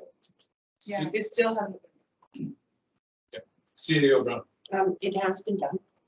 The brochures are up in our lobby, and as well as the information is available on our website. Awesome. So So it's what been more going does on. the IATC want? I'm not exactly sure, but we've done that piece as recommended 10 years ago. We've also put in, sorry, I just said, we just have to help you out here. We've also got a number of different pieces on our website on how to set up a business. Let's turn the fire part off. You know, our plans and our, if we go into, that's our planning library. That's going to be not quite what we're looking for. But if you go into, can you just search development permits for me? I'm looking for the list of projects, No, I just want development permits. the document, the application form. No, we have a tracking. Turns around, we have a site that actually has our turnaround time on our, if you can just do on the search, it'll be in the search. It's under development. Just development permits, that's all. Thank you. Fee schedules, PC packages, I was probably not as easy as what I said. Bill, no, and do you know in my town manager's report, I have a section in there that says if you want to see all of the permits, the approved permits for this month, I have it as a standing item in my CAO report, so that you can go in there and take a look on what they look like. I'll see if I can find that section. Anyway, we do the tracking. It has our turnaround time on it, or the date it's approved, what the jobs are, what's been tracked. We don't, the Gantt charts where you are in the process. That shouldn't be a public document. I don't know what people think about that as making that a public document saying, you know, ABC company needs to have this, and this, because depending on the type of business that you open up, You may need Alberta health regulations. You may need safety codes. You may need a whole bunch of GLC Yeah. pieces. No, You may need all these other pieces. That's the one. So approved development permits are all listed. This is a standing item in my town manager report where you can go in and take a look. It's got everything from houses to businesses on there. Home occupations minor. It has the development permit number on there. So since back 10 years ago, there's been a lot of work done on our transparency from our side. We are sharing this with our neighbors as part of, potentially a best practice, but we've been doing this for a little while. And I think this is part of when we say planning 101, not the whole Yes. piece of planning 101, not the hierarchy legislation, not all the things that council needs to be aware of, but let's just focus it on the development process. And I think that there's 4 or 5 slides on the development process that can be actually talked about at an IEDC level that may be applicable. Councilor Luan? Yeah, and going back on what Deputy Mayor Kloiber was asking, what we're looking for is kind of getting that basis. We're not looking at the whole half-day plan, but it's more into the audits to find out what Black Diamond does, what Turner Valley does, what's The business complementary, development. what's opposing, because when somebody's coming into the community, you're still getting that, well, if I can do it in Black Diamond, why can't I do it in Turner Valley? Why are the rules different? And that's kind of what we were looking at with the planning 101, is having our administration along with Monique and the planner from Turner Valley, sitting in the room with the IEDC, basically going through the steps. What's the same and what's not? What can we get rid of from our town that's a waste of time that maybe they found a better way to do? Yeah. And that's all it was going through it like that. So everybody's on the same page instead of having this his and hers theory. I totally agree with that. That's kind of, when we had the discussion with the IEDC and the wording that came up with the audit, that's kind of where we were going with this, to simplify our 2 communities to one, amalgamating an EDO officer, like it's no different than resetting the bylaw we did for the elections. We're the same. So our rules should be the same. I have another question for you, Daryl. And to Jill on. Is this the responsibility of the Economic Development Committee, or should it be included in our discussions when we have our workshop for planning for our JPAC workshop for planning for amalgamation? I could consider it to be both. The IEDC wants to see something done on it. And if we're not, they're stepping up. And if we take it over, so be it, but there was a large. Well, they brought it to our attention, Yeah, so. and that's their responsibility. In Is, both communities, I'm sure it's being brought to bear. yeah, they're getting it tonight too. So, yeah, Deputy Mayor Kloiber? just a thought, Yeah. like, an economic development committee shouldn't be, like, I mean, they could do some of the work, but, yeah. Let's go. Okay, so I'm just, the word audit. Yeah. So you just presented the plus side of audit, which is kind of how I took it when I read this RFD. But it started off with the negative side of the word. So We can wordsmith. to me, an audit is just taking stock of things. It's not. It doesn't serve the purpose we want. It doesn't serve the purpose administration can give. I think it was intended when you spoke of it when we spoke of it in public, yeah, an audit tells us everything we need to know. Not necessarily. We need that open dialogue and discussion between the two. So like I say, wordsmithing this motion is, I'm happy to change it to be more open, more friendly, and more informative. I just, Put a motion down. I don't know what the stumbling block is. I don't want to make a motion. Educational, informative, intuitive, tutorialative. Spread the wealth of it. Well, maybe you could just change the review audit, the name, the word audit to review of the current development process. Just change the word audit to a review. I even think that the whole administration to complete an audit or complete a review. I don't think completes what we're looking for. I think we're looking for more of an involvement to assist with us and to bring the administrations together. Deputy Mayor Whitmer. Would you not want an outside party to complete this review audit? Like, with the EDO, do this work? Maybe in a situation where the EDO is established within the companies and working full-time possibly, but where we are right now, with 2 communities coming to one, and EDO is a contract based on a full-time employee, 2 administrations, 2 councils. We're just trying to make headway in a situation where we've been banging our heads against the wall for 3 years. So we figure, like I say, the simplest way to put it, it's an informative session with the 2 administrations in the committee to explain what works, what could be improved, what can be removed. So the 2 communities coming together to amalgamate have the same basic principles for their development offices. Follow up? Can you film that? Like, would this be an open meeting and then you're forever, people can reference it? I It can like be my recorded. idea. My idea's great. Give us a motion. Great idea. Oh, no, I have to wait for the first one to pass. Okay, Everybody's copacetic? Clear as mud. I was more thinking in line with Heather about this being presented in JFAC so that we're on the same page. It was, if we make a motion tonight, Turner Valley does differently, are we not circling back here?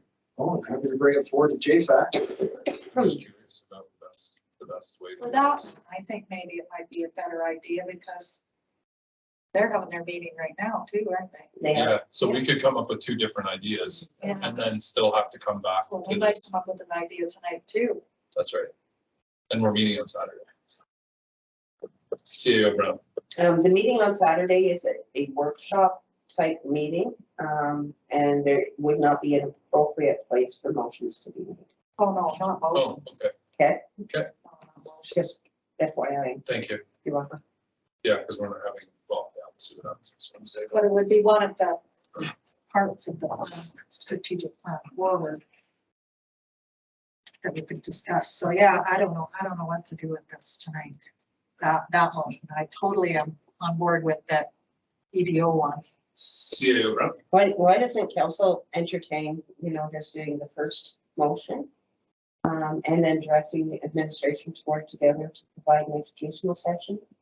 And then at that point in time, we can actually figure out whether or not the audit is needed, or if maybe by the time all of this gets said and done, the EDO will be in place.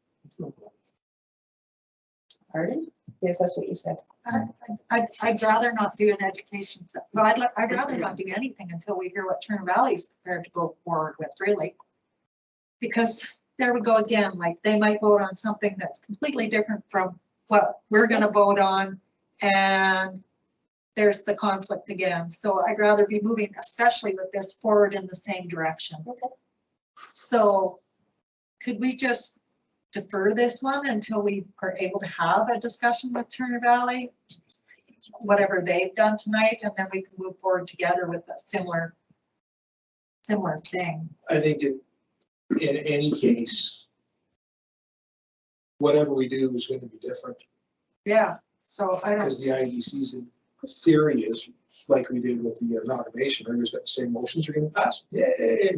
So any variation to it is going to be different, whether we defer it or make a small change, it's going to be different. So I have no issue pumping number 2 off until we do get confirmation from Turner Valley, and maybe we can just adapt to what yeah, comes up. I'd like that, I'm, like you said, this is working together. I'm fine with it as well. yeah. So if they pass it as it's written or whatever, and administration comes to it, then they can run it. And if they come back and say, well, we changed this and this and this and this, we can be flexible as well. Yeah, And if it comes back to the IDC, like, how come this didn't happen? This is why, JFAC's involved, blah, blah, blah, we have information. So yeah, I'm fine. If you want to defer number 2, council, we don't have to take it. Yeah. I would push for 1. oh yeah, absolutely. I I'm think totally that's a on smart board step with to that. have, but if we want to dump 2 all together until it comes through them and comes through JFAC and coffee table conversations moving forward. Yeah. Fine by me. Thanks, John. Appreciate the honesty. I appreciate the conversation, guys. You can make the first one and the second one. No, not second. Not that. First question. May I make a motion? I'm willing to read this. huge thing. Yeah. That council agreed to direct the administration to work with the IUTC in developing the position scope of project of a contracted economic development officer to include a scope of work, defining priority objectives, roles and responsibilities, reporting expectations, and measurable outcomes for future consideration by both councils prior to September 1, 2022.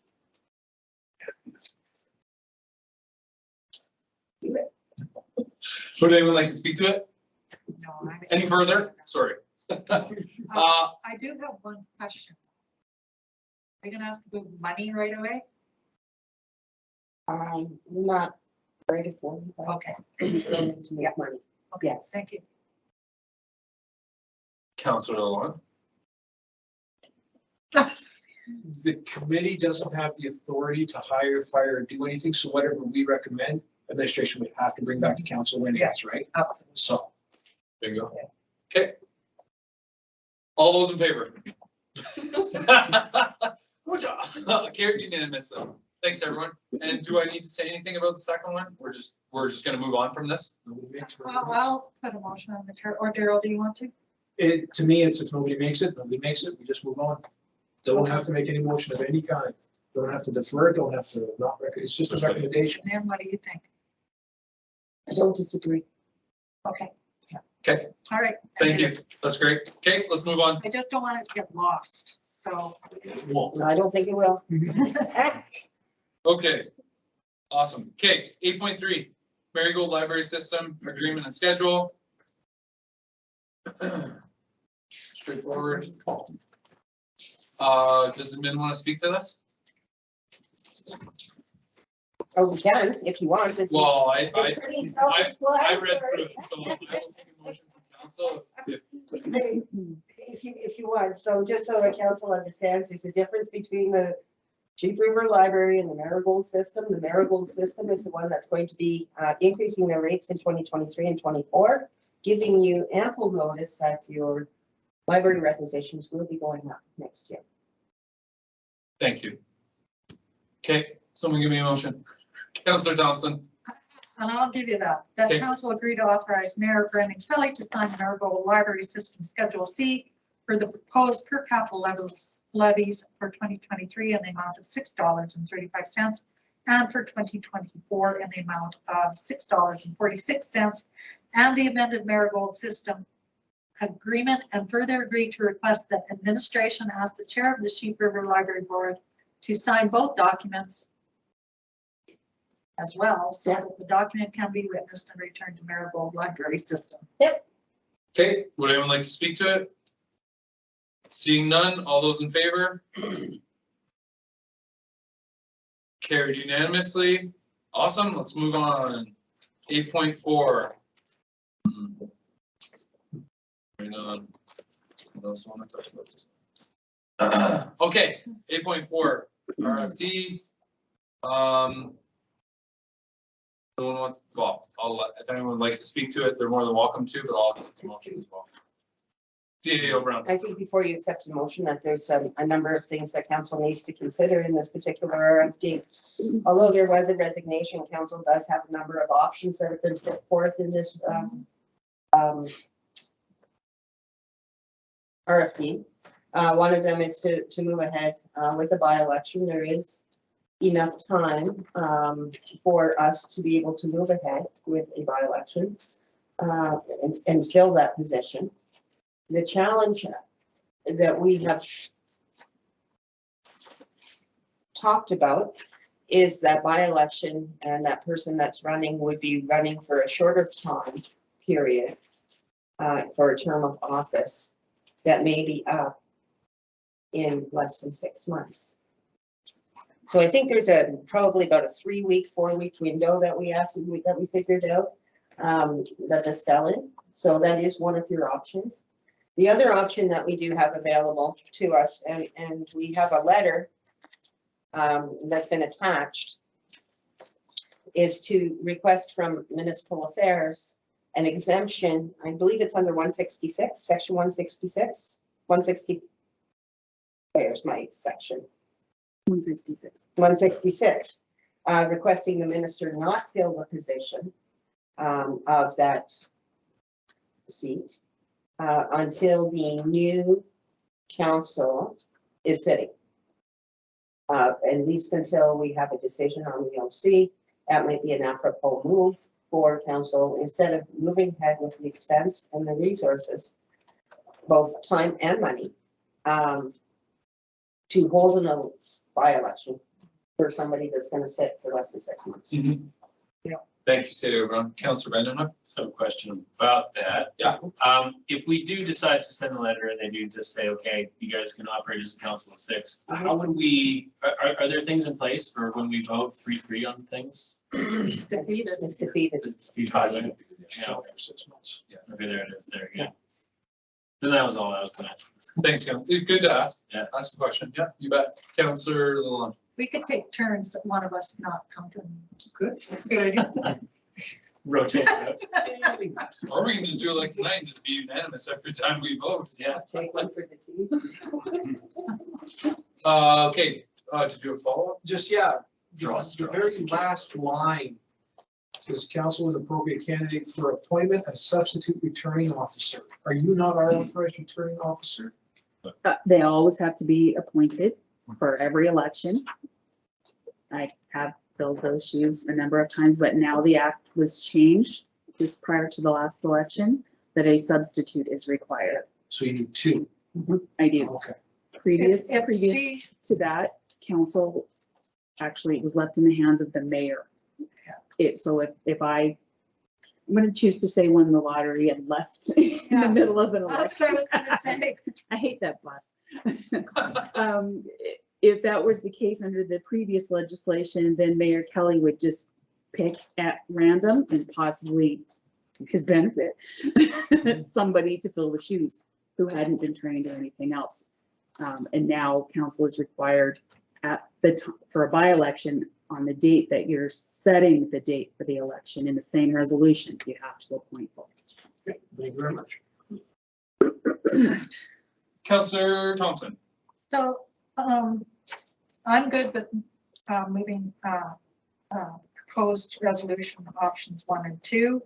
And then if we hear back from the minister, we've got time, and then we'll have to move forward with, Yep. if we have to move forward with the election. So I'll put the first motion on the table, if you don't mind. Please go ahead. Yes, you got it. Council agree to acknowledge the resignation of Andrew Dunning from council as received by CAO Charlene Brown on April the 25th, 2022.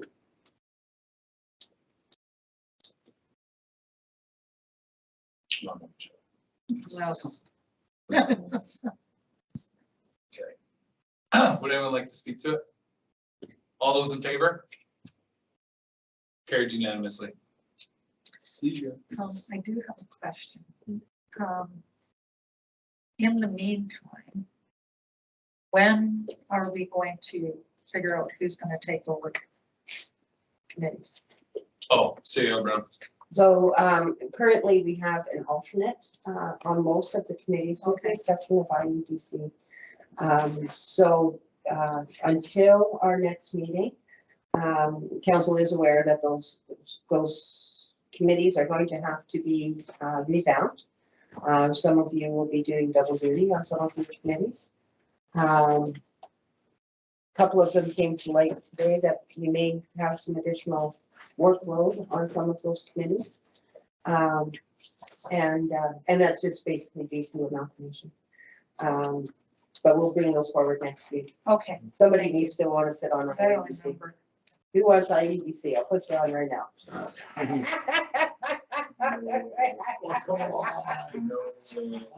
That'd be wolves, man. I thought you would. Councilor Bain. I need to appoint you first, so just. I'd like to make a motion that council agree to send a letter to the Minister of Municipal Affairs as presented, requesting that the council vacancy be extended until the oaths of office are taken by the newly elected council following the first election of the new municipality. If I may speak to it. Please do. In addition to the cost and workload to administration, there would also be a necessity to try and bring someone totally up to speed on what we've been doing as far as amalgamation, as far as the committees, as far as everything that's been happening in the past 6 months. So hopefully the minister will agree with us. I have nothing further. Thank you, Councillor Bain. Well said. Councillor Thompson. I totally agree with Councillor Bain. It's gonna be tough if he makes us go to a by-election to even get anybody to run. It's gonna be a tough one, so. Gee, I hope he'll go for this. Okay, motion's on the table. All those in favor? Carried unanimously. Thanks, everyone. Not an ideal situation. At all. Okay. Let's continue on. Sorry. No, it's okay. 10.1, we're moving on to correspondence and information. 10.1 dash I, 2022 Little Britches. Really. Don't forget we are. You heard what I said. I said it perfectly. Little Britches Parade invitation. There you go. I didn't pick the name. I don't know. Are you guys making me go? I'm just kidding. Okay, that one, I'll take a motion to accept his information, or if anyone has an RFD on it. Councillor Thompson? Do we usually send the mayor to this to go in the parade? We typically send mayors to various different parades throughout the region. Sometimes High River has not been typically one that we have attended. Mostly it's Longview and sometimes we've reached out to Okotoks. There was a time where there was this whole move for Black Diamond to participate in the Stampede Parade as well, and that was the days that we used to do High River as well. But that was a long time ago. Float too. We used to do a float too. Yeah, no, I'll be there. Would you like to take the town car and drive in the parade? Okay. I'm going to my granddaughter's in Monrovia. Okay. I'll be busy helping. You'll be busy helping. Slowly. We always allow for the car to go, as long as you track your mileage, we'll pay you a ride. I need some Black Diamond swag if I'm going to a parade, so I'm still waiting on the clothing presentation here, so I can get myself some. Right? We took that. We did. Well, I'm not going to any parades until I have a Black Diamond t-shirt at the very least. Oh, I think we can hook you up. Okay. Yeah, I don't foresee any How do you look in yellow? problem. Oh, jeez. Brilliant. Back to that. Glowing in yellow. Yeah. Maybe the Yeah, two mayors should go. Yeah. Me? Yeah. Listen, we invite It's a long. both mayors to everything, and the one that ends up going gets the better publicity. I continue to shine that very bright here. Okay, I'm holding that over Mayor Crane's head for a while. Oh, good. Okay, so I don't have a problem going. But if we want to accept this as information, I'll take a motion, or if you guys want to put, If you could just accept all of the correspondence Okay. at once, and then you Okay. can make any motions you want to. let's move on. Communities in Bloom. Another one for us. If anyone wants to speak to it, they're welcome to. Otherwise, I have a question. okay, Do we participate in this? The town has not traditionally participated in community something. Do we do our own thing? The town does not do their own thing. Can we do our own thing? Kind of like light up? We can do anything that council wants. No, oh, okay. it's like. Just some downtown. Some of them really get really nice. Oh, Yeah. oh, you mean celebrate, like, Like we do with Our the business. Christmas lights. Can we get the mayor and the seniors to go and judge residential gardens and downtown We've done that. flower displays? you could, so you didn't budget for any of that type of activity, No. but we can make some adjustments if council's interested in organizing that. I will have to say that administration has been really busy these days, and I really Organizing events on tours for downtown. No, gardens, it's okay. I'm sorry. It's fine. We could delegate some staff, but it can be a council initiative. We're okay with that. The parade of gardens. Heather will be at the You front of can it. book the. Books the cars. Yeah. Do it. Book the bus, charter it. West Winds is all on Well, board. you're rushing for. I'll put a motion on the. Please do. to accept the correspondences as presented. Okay, all those in favor? Hey, carried unanimously. All right. We're crushing these tonight. Okay, that's it. Seeing nothing else, I'm adjourning this meeting at 8:37. Thank you, everybody.